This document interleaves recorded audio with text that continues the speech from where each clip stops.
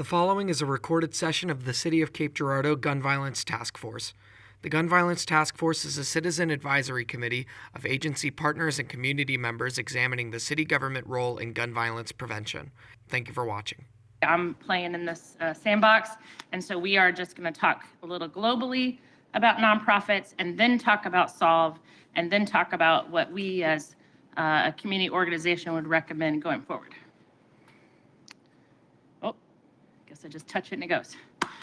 All right, so generally speaking, you'll see nonprofits do the work of people generally. I know we hear a lot from the city about this task force, the lane being city policy and city purview, and then kind of everything else social service-wise often gets handed over to the nonprofit world.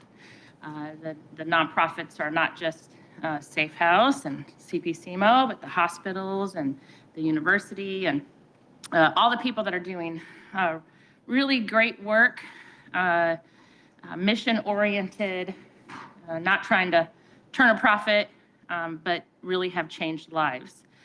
And that is a really wide, right? Hospitals and nonprofits over here and social service and youth programs and Safe House, that's a very wide spectrum. And they're doing all sorts of things. So not only are they doing prevention programs that maybe are addressing youth specifically, or violence reduction, or basic needs, but you also see nonprofits doing advocacy work, policy legislation. Empower Missouri is a great one in the state of Missouri that's doing a lot of work around policy changes at the state level. You'll see nonprofits work in the role of bringing people together, raising funds, collaborating, having tables where you sit around and talk about issues. So it really, nonprofits are just about doing all the things in this arena, in the work of gun violence prevention. And so we at Community Partnership are just one organization in this community that's doing a thing. I think, Nicolette, did we asked people, did we send those out? We asked organizations in our community that if they were doing work in this. Yeah, we put the ask out, and there's just so many of them, and also we were looking at, there's a lot of filters available on 211, and more locally first call for help CMO, where we can parse through and grab those contacts and information. So I think that's an effort that we're looking to compile for everybody. It's like who in Cape Girardeau is doing specific activities that are related to gun violence prevention. And the problem I was running into with a lot of folks is some will attach themselves to gun violence when they have a tertiary responsibility, and some say in like youth development go, we're not specifically talking about gun violence, we're providing safe and healthy activities for children. Well, that's related, so we need to parse it out. Yeah. And that's on the slide on prevention programs. A major area that you'll see is youth programs. You know, anything that is youth focused to guide them into a different path could loosely be considered a gun violence prevention program. All right, if you're not familiar with Community Partnership of Southeast Missouri, we've been around this community for 35 years. Actually, we just celebrated our 35th anniversary. We started out as Community Caring Council. A lot of people will recognize that name. Changed our name about 7 years ago to be more representative of the work that we do in the region, and not just here in Cape Girardeau. We actually serve a very large footprint. We really are a multi-service organization focused on not only improving the lives of individuals and families, but also building strong communities. And so that's where you'll see our work in gun violence prevention is not just the direct client service, but also like how do we build a neighborhood? How do we create neighborhood level change? All right, so why are we at this table? Well, one reason is because we're actually pretty good at building coalitions and building groups. For people who've been around a long time, you'll maybe remember the days where we had a transportation committee out of which CTA was born. We had a committee in which First Call for Help was fostered and born. We had a committee with EPIC Epic Coalition, Epic Pals, a lot of people recognize that. That was born out of our organization. So we pretty good at bringing people together around issues, fostering a solution, sending it out in the world for it to do its really good thing. We also know that gun violence has, like Nicolette said, these tertiary effects. We know that housing's related and employment's related and family stability is related. And we do really, really good work in that arena also. And so we see that, that coming together, that it makes sense for us to be doing this. And then, of course, we were invited to be part of this task force, and we would certainly step up when the city asks us to be part of that. All right, I'm going to turn it over to Quentin to talk a little bit about this initiative that we just got funded a few months ago from Missouri Foundation for Health. Cool. So yeah, SOLVE is strengthening our local voices to end gun violence. I'm kind of heading that. So the big thing with that is our purpose is to create a more resilient Cape Girardeau by addressing firearm violence through community engagement. I know that this task force is very much looking at the bigger issues in terms of like getting, just like figuring out where everybody kind of fits in at a higher level. We're trying to like get it through a community aspect. I know that there are a lot of other community involvement when it comes to gun violence. And so that is something that I want to work with in terms of kind of like not creating an umbrella, but basically just like working in tandem with those community people that are dealing with gun violence as well. So the goal is really to make sure that we equip the community, foster collaboration, promote safety. Youth empowerment is a huge thing. I've actually, so we had 2 community conversations, and they were meetings, I think it was in September and October.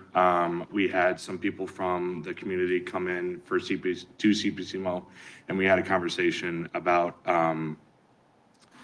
just differences and why we feel there are causes of gun violence. And so the big thing that we talked about was youth, actually. Youth seemed to be a big thing that we talked about. So that's something we're also looking at in terms of like, with youth, is there something that we can do in the community? I know that we've talked with you just about all the different kinds of programs and everything. Let's see if we can really hone in on some of those programs and see if like, I don't know, we can reach more of the youth. And so that's something that I've really been passionate about, is just getting our youth like off the streets pretty much. And then obviously with the alignment of this task force as well. So here's what we want to do in the future. We've really been working in the background for a while. So like maybe I try to make sure I have a email group, and anybody that wants to be a part of it, make sure to let me know at the end of the meeting. I put up updates and everything, but like I said, it's very much in the background right now because I'm just trying to build, per se, a group of people that want to be involved. We have nonprofits with us. We have St. Francis, they're involved with us as well. So the big thing is we're trying to like push that. So we're not having per se meetings like we did with the community conversations. There's this thing that I really want to implement and we're working on. It's for QR codes for community input. So with those partners that I've talked to with organizations and everything, we want to put up these QR codes maybe around their business or on the streets so people can tag that QR code and it'll prompt you with an anonymous and like a convenient way to give feedback. What do you think are the causes of gun violence? We wanted to have that conversation, like I said, with the community, but now we want to bring it out to all of the community, the people that feel like they aren't having their voice heard in a very like convenient way. Listening sessions is another thing that I really want to dive into as well. And that's something that will hopefully come from the QR codes. Youth center events, I've talked about that. Collaboration across sectors, yeah. I mean, the big thing there is just getting all the businesses we can involved. I've actually been in touch with Hot Shots. You know, they had a shooting there, what was that, like 2 years ago? Sorry? Yeah, 2 years. The owner has been very, very passionate about getting involved with that. So it's kind of like in that sense, like where have these areas been affected in Cape Girardeau is like where I'm kind of in the mindset. And then obviously with the data-driven solutions, we want to use the social listening tools. There's another thing that we're also talking about, this I'm really geeked about.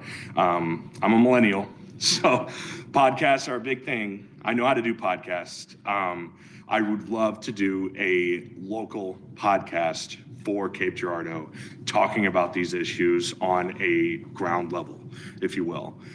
Hearing from your neighbor instead of somebody from up top, you know, like getting really into, and we have the tools. So that's something I really want to do as well. I want to use my platform as a younger individual to engage in the community members that, like I said, maybe not getting their voice heard. So that's a big thing that we want to do with Solve. And so I know I've been getting questions about meetings and stuff. It'll come. But I want to try to hit the social media aspect. And I know that's crazy to say. Like I want to use social media with this, but I feel like it can really be an impactful thing. So that's what I'm doing in the background. So I had a question. Yes. Yes, as you work with different organizations, to what degree are you working with churches? Churches, that's a great question. I actually got, he goes to CIT meetings and his name is now escaping me, but I have his card and I've been in contact with him just about like how we can even use that for youth events as well. And man, yeah. So,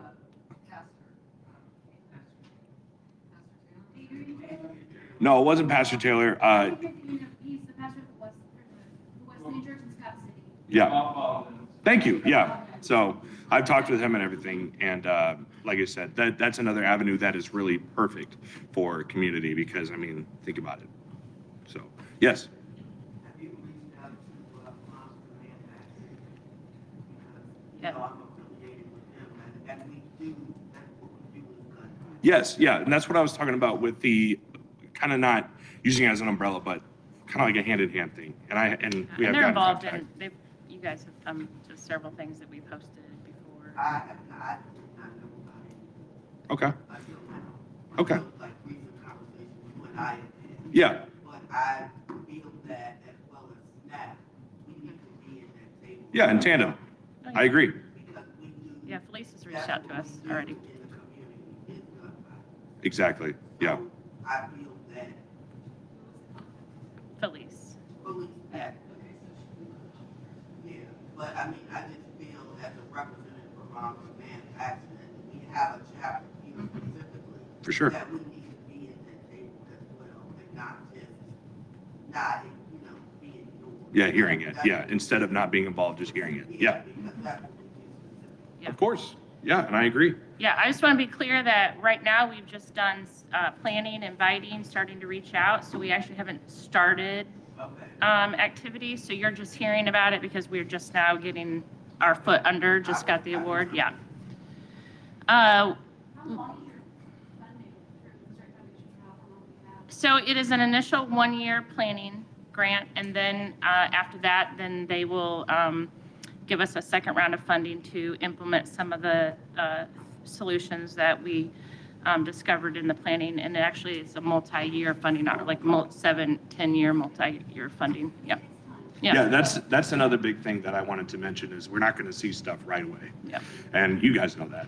But especially on a community level, there's already these family aspects or whatever you want to talk about in that kind of sense, it's going to take time. And so that's kind of what we're looking at. We want to be the foundation, get that really growing so that we can maybe see that. And that's kind of the big reason why it's a multifaceted, like for years to come. So one of the other things that we're doing in the background is really looking at what other communities are doing well. I'm all for seeing what somebody else is doing better than we're doing and seeing what we can glean from that. So part of our effort is really looking at those best practices around the nation. And so we have identified a few really good programs around the United States that have been doing great work in gun violence prevention, and been researching and reaching out to them to learn more about what they're doing and the strategies. I'm not a big slide reader. I'm not going to read all these, but just know that part of our efforts is trying to figure out who's doing what in our nation and what can we take away from that.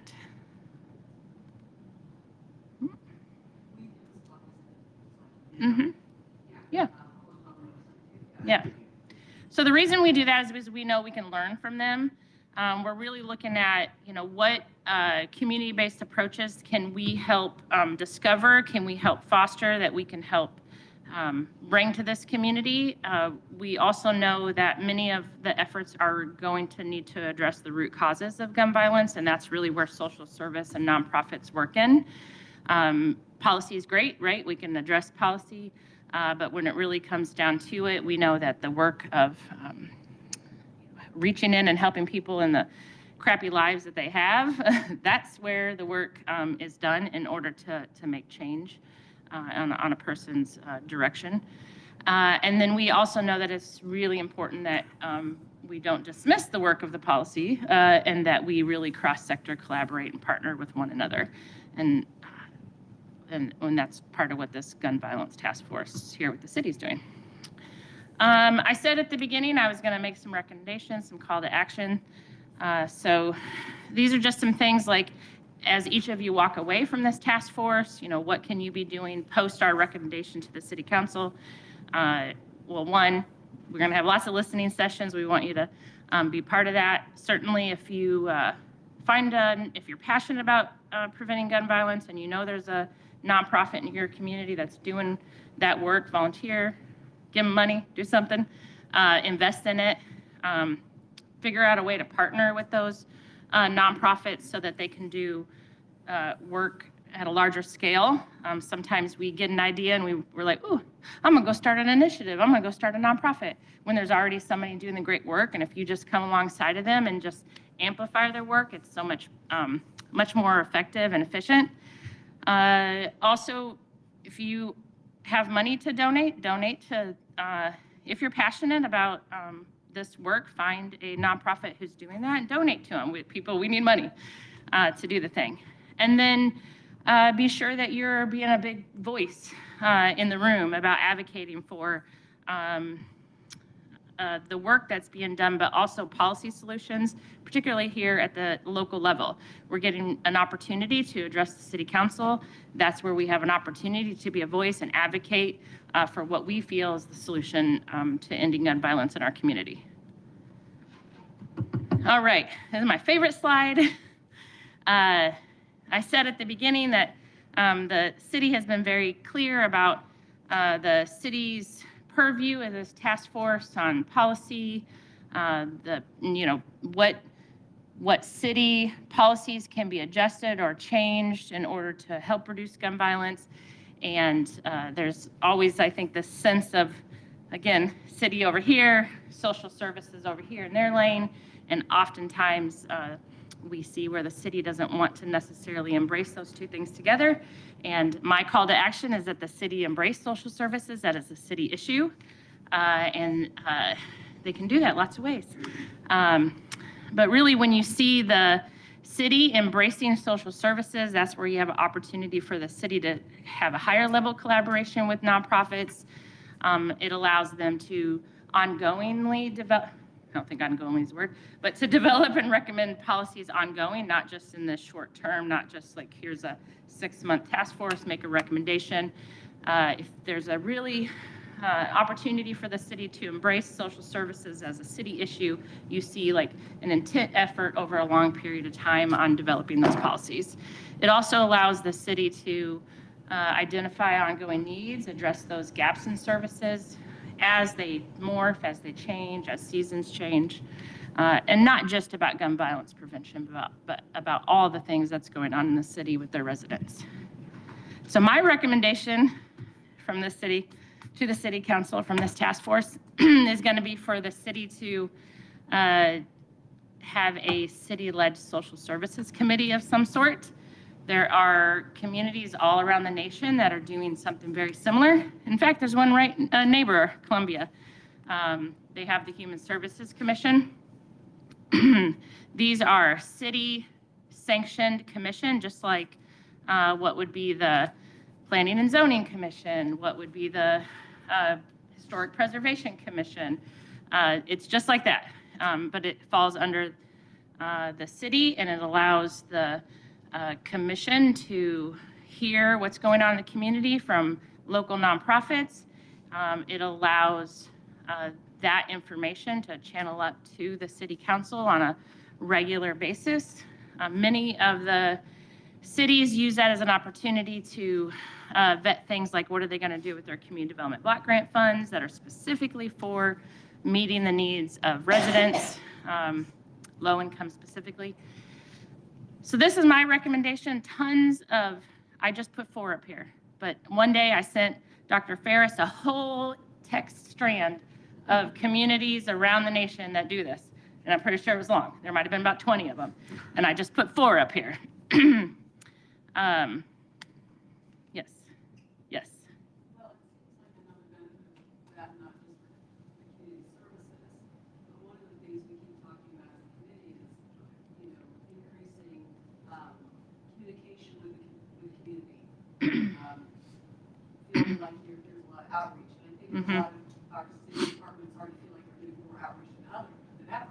Yes. For some reason, the word on the street, maybe it's just a lot of people on the street who are on social media, make it sound like there's a huge disconnect. And if the city is partnering with those that are actually on the ground with those people, which the social service agencies are, Right. they're going to be a good voice for the city. Well, no, actually, I've talked to so-and-so, or no, the city's really working on, and that seems like, I mean, it serves multiple purposes, but it might actually go Yeah. a long way of getting the message that the city's doing more than what the loud voices. Yeah, so I went back a slide. One of the bullet points is facilitating ongoing dialogue with residents. So that is one of those byproducts.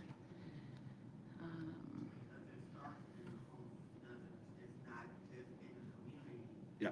And we need to be aware that it affects BIPOC communities more so than our Black counterparts. And so we need to be inclusive of those like myself that have been impacted by gun violence. I'm a 3-time survivor of gun violence. So we need to be inclusive of those that have been impacted by it, not just the community organizations themselves, but the people that have actually been impacted by it. Exactly. Because our voice matters, my voice matters, those that have been impacted by police voice matters. Everybody's voice that has been impacted by gun violence matters. Yeah, absolutely. That's it. That's the end of our presentation. I would ask that from here, that as we go forward from this task force, that you want to stay involved and you get involved in the work that we're doing. So here's our contact information, if you can see it. So Quentin at cpcmo.org, director at cpcmo.org. And we want to continue these important conversations that we've had and figure out from all that we've heard here, what are some solutions that us as a community organization can help champion and help continue. So any questions? All right. Means we did a good job with those questions. Thank you.